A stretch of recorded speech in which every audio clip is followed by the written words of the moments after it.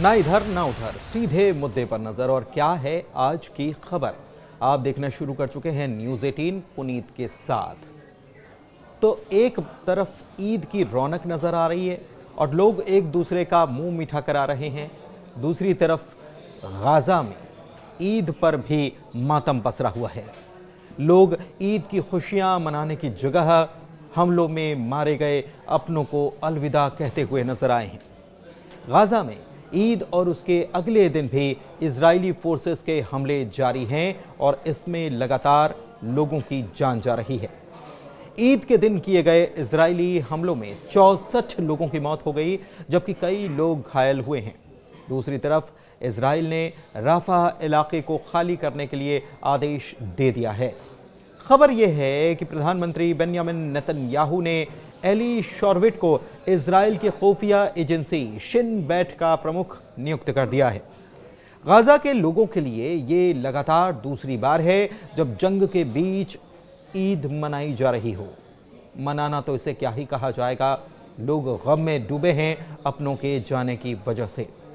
उत्तरी गाजा पट्टी के जबालिया में रमज़ान के पवित्र महीने के आखिर तक में ईद उल फितर की नमाज में शामिल लोगों की तस्वीरें आई हैं।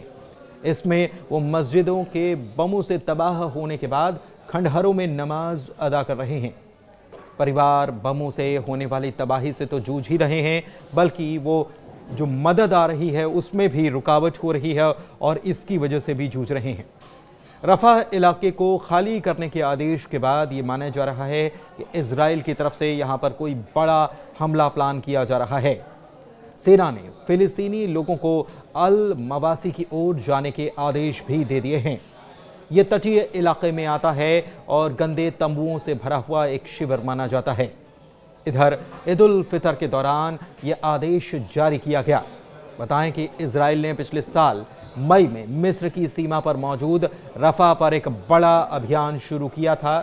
ये गाजा को बाहरी दुनिया से जोड़ने का एकमात्र प्रवेश द्वार माना जाता है। इजराइल के अभी हमास के कब्जे में करीब 59 बंधक हैं, जिनमें से 24 के जीवित होने का अनुमान भी है।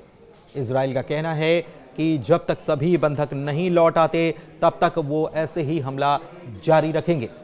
दूसरी तरफ इजराइल के हमलों के जवाब में यमन से हूतियों ने भी हमले किए हैं, जो इसमें नुकसान का दावा किया गया है, जबकि इजराइल की तरफ से यह कहा गया कि आयरन डोम ने इन सभी हमलों को नाकाम कर डाला है। बीते हफ्ते रफा में इजरायली फोर्सेस ने जो हमले किए उसमें इमरजेंसी वर्कर्स तक को निशाना बना लिया गया और इसकी वजह से 15 कर्मचारियों की मौत हो गई। फिलिस्तीन की रेड क्रिसेंट सोसाइटी ने इसे वॉर क्राइम कहा है। दूसरी तरफ एक हफ्ते के बाद जब इन 15 कर्मचारियों के शवों को दक्षिणी गाजा के खान यूनुस में लाया गया तो वहां पर बड़ी संख्या में लोग मारे गए लोगों को श्रद्धांजलि देने के लिए इकट्ठा हुए और इस हमले को शर्मनाक बताते हुए इसकी निंदा की। उधर खान यूनुस में ही इजराइल की तरफ से जो हमले किए गए हैं उसमें 9 लोगों की मौत हो गई, जिनमें 2 मासूम बच्चे भी शामिल थे।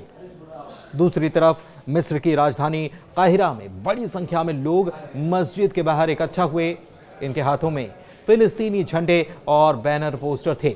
ये लोग गाजा में जंग बंद करने की मांग करते हुए नजर आए हैं।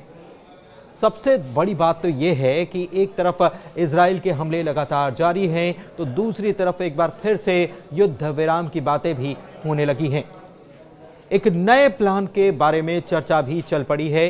हालांकि अभी तक इस पर जमीन पर कोई ठोस बात निकलकर सामने नहीं आई है, लेकिन मिस्र, कतर समेत अमेरिका की कोशिश है कि एक बार फिर से यहां पर युद्ध विराम हो पाए।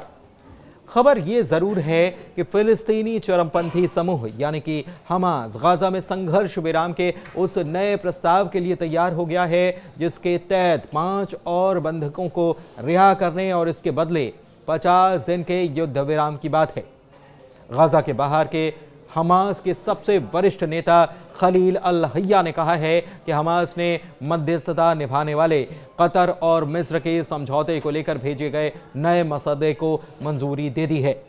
दूसरी तरफ इजराइल के प्रधानमंत्री बेंयामिन नेतन्याहू के दफ्तर से भी बात सामने आई है कि उसे भी ये मंजूरी मिल चुकी है बड़ी बात यह है कि नए संघर्ष विराम समझौते को लेकर ऐसे वक्त में चर्चा हो रही है जब इजरायली सेना गजा में लगातार हवाई हमले कर रही है और रफा में जमीनी ऑपरेशन चला रही है। मासूम लोग इसमें मारे जा रहे हैं, लेकिन इजराइल की तरफ से यह कहा जा रहा है कि हमास एक और बड़ा अटैक प्लान कर रहा था और इसी को खत्म करने के लिए हमने ये हमले बोले हैं। लेकिन दूसरी तरफ जो ग्राउंड रिपोर्ट सामने आ रही हैं उसके मुताबिक कई मासूम बच्चे, कई महिलाएं जो हैं इन हमलों की शिकार हुई हैं। हमास और इजराइल के बीच जनवरी में युद्ध विराम जो हुआ था, समझौता जो हुआ था, इस महीने वो टूट चुका है और इस समझौते के पहले चरण के दौरान हमास ने 33 बंधकों को रिहा किया था। लेकिन हमास ने अभी भी 59 लोगों को बंधक बना रखा है, जिसमें कई डेड बॉडीज भी हैं। पहले हमास ये चाहता था कि पहले वाला समझौता न टूटे और दूसरे चरण के लिए बातचीत शुरू हो जाए। दूसरे चरण के तहत जिंदा बचे बंधकों को फिलिस्तीनी कैदियों के बदले में रिहा करने और गजा से इजरायली सैनिकों की पूर्ण वापसी की बात थी, लेकिन इस पर बातचीत शुरू हो ही नहीं पाई है। बहुत सारी चीज़ें एक साथ चल रही हैं। एक तरफ हमले लगातार जारी हैं, दूसरी तरफ एक और नए सीज फायर की बात हो रही है और तीसरी तरफ ये पहले युद्ध विराम में सीज फायर में ये बात थी कि इजराइल वहाँ से धीरे धीरे हटेगा।